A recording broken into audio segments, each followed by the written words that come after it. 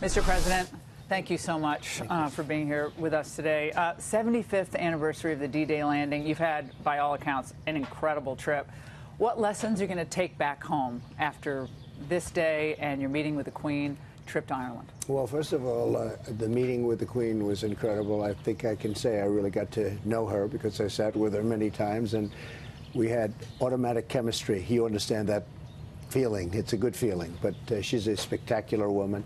And the people I met so many veterans, and we're talking about people that have seen it. They've seen days like nobody else, and they are just really incredible people. And feeling this beautiful weather. It was raining last night. The weather broke. Imagining the invasion, 150,000 Allied troops climbing the cliffs, landing on these shores. What's going through your mind? Well, this is weather like they don't normally have. You know, this was supposed to be today, a storm, and it's a little like the invasion itself. The weather was a big factor, and they delayed it a day, and it worked out okay. And you look at the weather we have beautiful weather. And it's been this way wherever I've been. And I mean, we've been now for 3.5 days, and it's like, I'm saying, is it always like this? It's pretty beautiful, but it can be pretty rough. After having met all of these World War II veterans, this entire experience here today, what do you tell the American people about the importance of this history and our shared ideals? That there was never a more important battle, there was never a more important event than the event 75 years ago today. Think of that. These were incredible, brave people who were just being blown up, and you have the graves all over. I mean, these were people that knew they were going to die. It was horrendous. The bravery, the valor. We're giving out medals today. You know, we're giving out medals to certain people and to certain families. This was one of the true, in terms of war, in terms of, probably you could also say in terms of peace, because this led to something very special. This was a very, very horrific day, but it was also a very special day, and it's an honor to be here. 2 years ago, the so-called experts, foreign policy experts, were predicting that you would fracture NATO, America would become isolationist. What do you say to those experts today? Well, those are the people that failed so badly, and I haven't really gone to them. I know them, I've read them, I've seen what their result is, and the result was terrible. NATO was going down, and if you look at the money coming into NATO for the last 15 years, it's like an escalator down. And now it's like a rocket ship up. Secretary Stoltenberg has been maybe Trump's biggest fan, to be honest with you. He goes around he made a speech the other day. He said, without Donald Trump, maybe there would be no NATO. We've gotten over $100 billion from other countries where they're starting to pay, because it got to a point where we were paying so much. I think we were really paying close to 100% of NATO.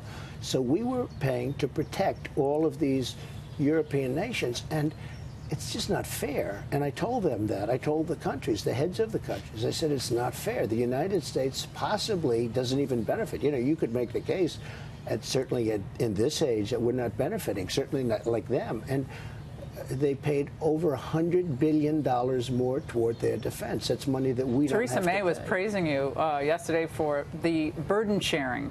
That it's basically about time. Yeah, she was so nice. But they're all saying it, and they're stepping up. I would say Germany has not stepped up much. Germany's paying 1%. They should be paying much more than that. Think of it, 1%. So we protect Germany, and then Germany takes advantage of us on trade. I was with Angela Merkel yesterday, who I like a lot. I have a really good, a lot of people think we don't have a good relationship. We do.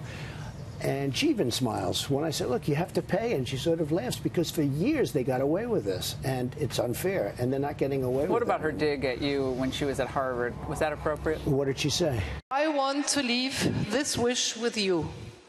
Tear down walls of ignorance and narrow-mindedness, for nothing has to stay as it is. She has to say what she has to say. I mean, she took a pretty tough election a couple of days ago. But I like her. I get along with her. But I said, you have to pay. And most of the nations are now either current or very close to current. And that's a tremendous, it's over $100 billion in a very short period of time. Mexico tariffs, big news back home. Some Senate Republicans are a little worried about this, especially the economic effects.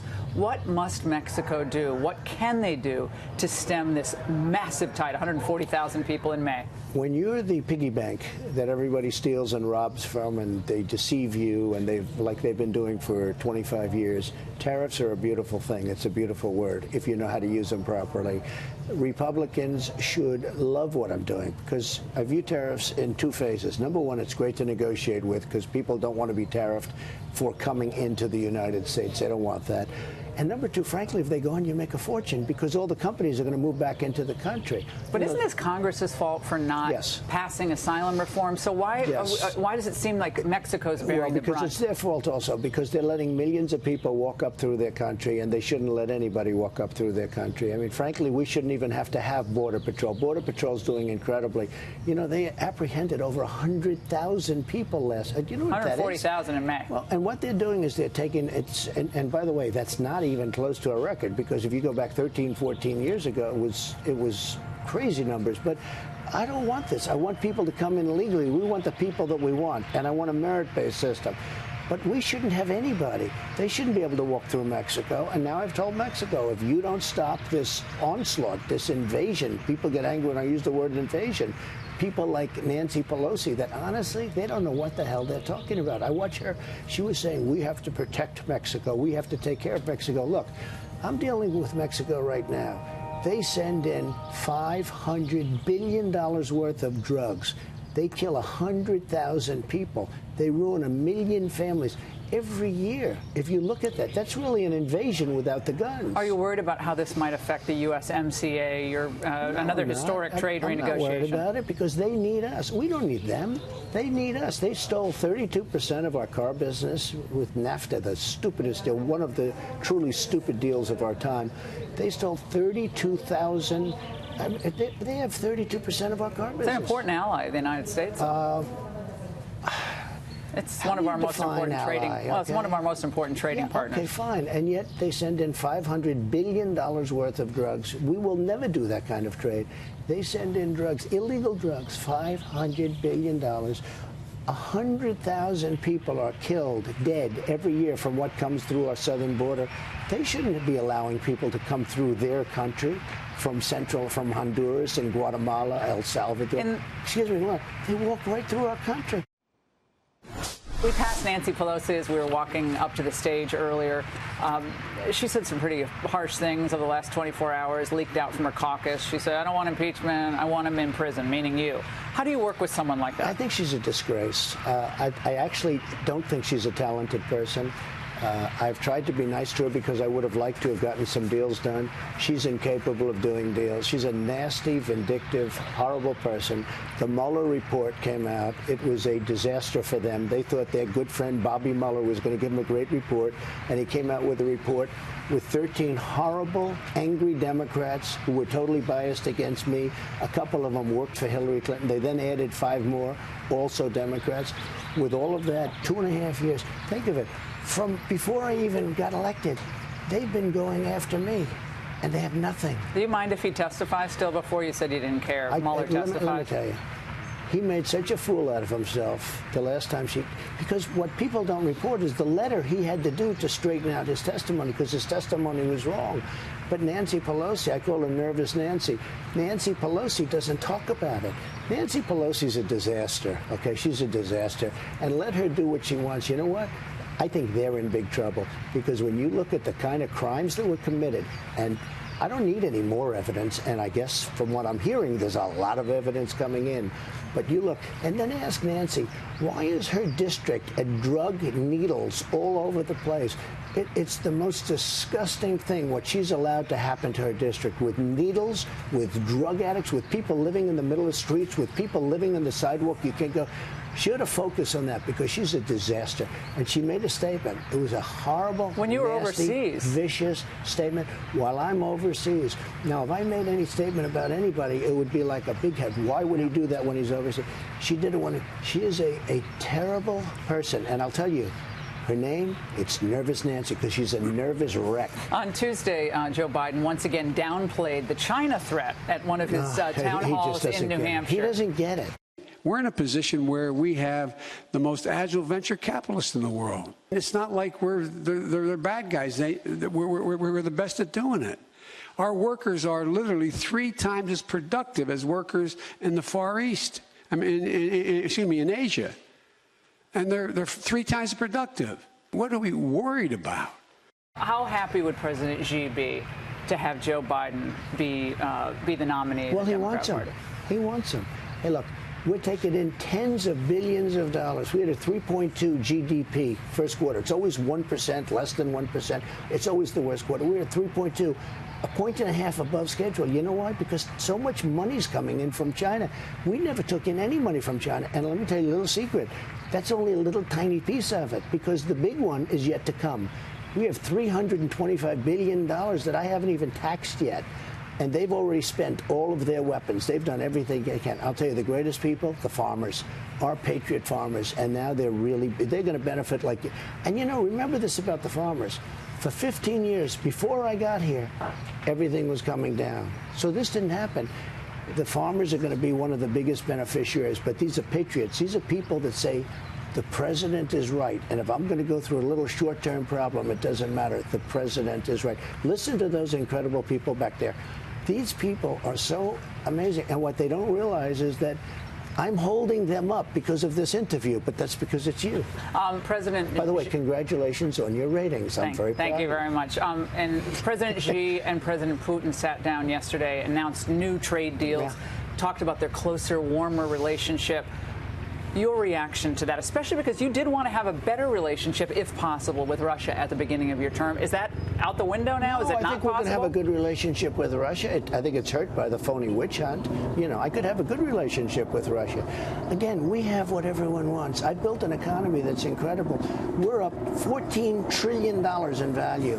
Look at what's going on with the stock market. And this is despite a Federal Reserve that, frankly, should have had lower interest rates and everything else. Now, there's a safety net that's good, and it's more conservative. But if we didn't have all these interest rates, you know, who thought he was going to raise interest rates but if we didn't have that, we'd be at 5.2, and the stock market would be up 10,000 points more. But now we have a very conservative approach, and we've created trillions of dollars in value. And by the way, China has lost trillions of dollars in value.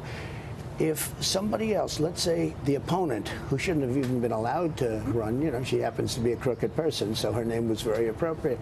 But if she ever won, I would say China right now would be far ahead of the United States. Just think of it. China would have been, we are now so far ahead of China, it's not even a contest. What could you do to unite the country at a time of great polarization? What else could you do? So I think success should unite the country, but I will tell you, the more successful we become, the more angry people like Nancy Pelosi, who don't have what it takes, they don't know what's going on, they get angry. They should.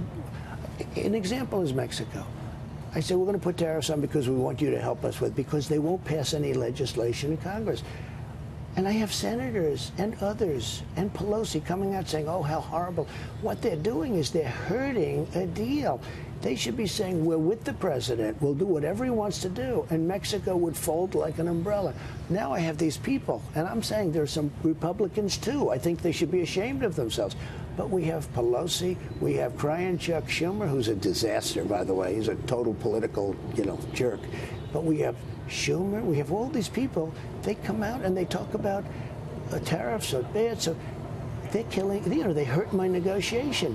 Because I go into the room with the Mexicans, I'm asking them for everything. And by the way, if they don't do it, I'm putting the tariffs on, we're going to make a fortune. One thing with the tariffs, when those tariffs go on, companies are going to start moving back. Once they know they're going to stay on, companies are going to move back to the United States. They took 32% of our car industry. Every single one of those plants will move back into the United States. You're going to get a deal with China? Yeah, I'll definitely get a deal with China. I mean, they want to make a deal now. I will say I'd want to get a deal, but what they did was very bad. We had a deal, and they tried to renegotiate. They can't do that. What do you pray for when you pray for this country? Peace. Really peace. And we built up our military, we built up our wealth, we've built up everything. Our country is in such great shape right now. Iran is in a much different position than they were 2.5 years ago. 2.5 years ago, Iran was a disaster for us. Now they've got problems, let's put it that way. They're not the same country. North Korea, no nuclear tests. I have a good relationship. And we'll see what happens. And we're going to see what happens. China wants to make a deal. Everybody wants to make a deal. We're the best. We're the strongest. There's nobody even close. Mr. President, finally, did you or did you not, the world wants to know, fist bump with the Queen? I did not, but I had a great relationship. We had a really great time. There are those that say they have never seen the Queen have a better time, a more animated time. We had a period where we were talking solid straight. I didn't even know who the other people at the table were. I never spoke to them. We just had a great time together. Are you going to keep the conversation going with her? Yes, I am. She is a spectacular woman, an incredible woman. Mr. President. Thank you very much. Thank you so much. Good luck. Thank you, Laura.